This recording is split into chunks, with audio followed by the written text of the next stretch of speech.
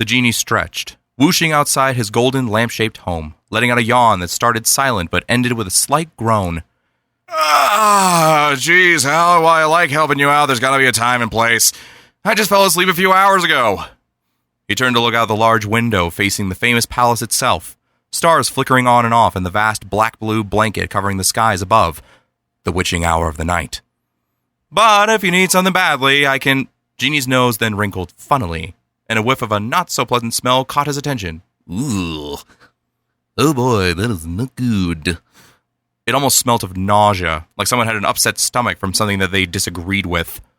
Al, are you... The djinn turned to question his friend, but having seen him now, faintly in the shadows, almost hunched into a ball of sweat and shivers and hand over mouth to try to control his breathing, it hit and struck him. Panic attack. That's why Aladdin had summoned him. Aladdin? What happened? Genie tried not to get scared. He had heard somewhere that this would only make things worse in said scenario, and he couldn't just touch him if he was in the red zone, even if he wanted to. Okay, it seems we have a code red and a panic attack level.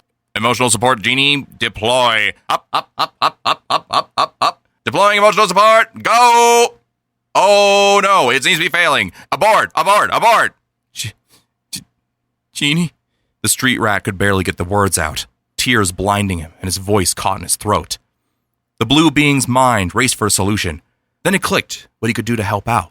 Carefully as he could, Genie shapeshifted from a magical creature to a bluish sheepdog and gently eased his way into Aladdin's lap, resting his head. The young man shakily moved one hand to touch Genie's fuzzy head, slowly petting him while the djinn waited patiently.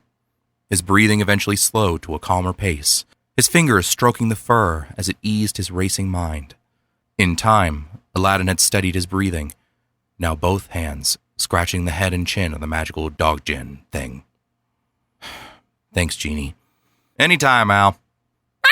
Genie slowly returned to his original form and knelt by the street rat's side. You sure you're okay now? Yeah, I guess so. He sounded tired from his ordeal. Genie's fingers snapped to have a wristwatch appear. How long was that, would you say? Aladdin seemed confused, then nodded in slight understanding. About 5 minutes, I think. He watched his friend grimace. Ooh. Sorry, I had trouble getting to your lamp, cuz... No. I understand. Genie then twiddled his thumbs. Can I... Aladdin's arms spread as wide as they could. You can. Both djinn and human embraced each other briefly until a small chittering got their attention, and Aladdin smiled wearily. Sorry, Abu. Did we wake you? Despite his tiredness, the monkey climbed onto Aladdin's back to embrace him from behind, sensing something had troubled his owner. Aladdin reached to scratch the little guy's head lovingly. Genie carefully cleared his throat. Bad nightmare? That, or a bunch of nightmares blurred into one, Aladdin pondered. I can only remember bits and pieces, some more than others. Both monkey and djinn listened closely. But main point, if Jafar had gotten away with the lamp after trapping me in that cave... Abu gave a small protest, gesturing to himself.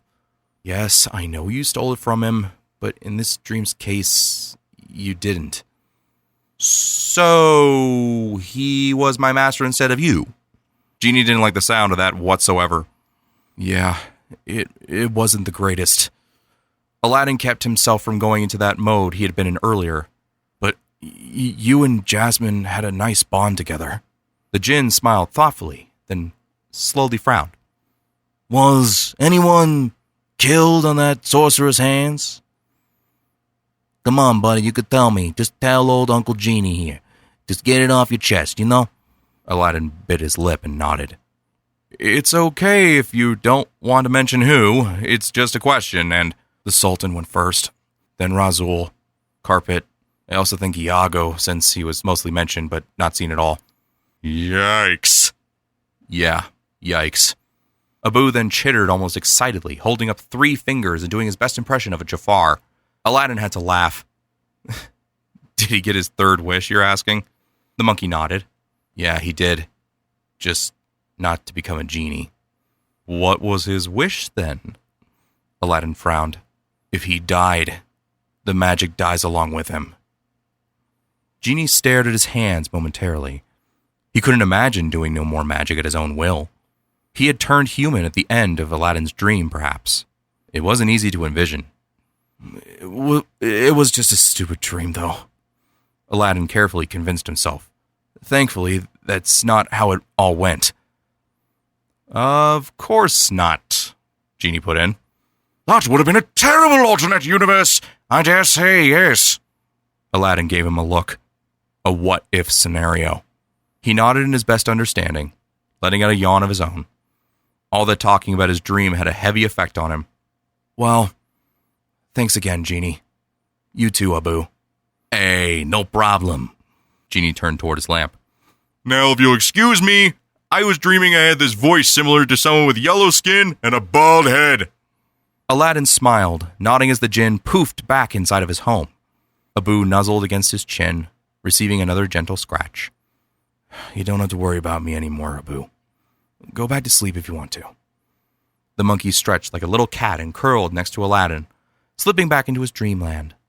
The street rat stroked his little friend's back a few times, staring into the endless sea of stars till his eyelids grew heavy. Yep, that's not at all how the story went. Thankfully.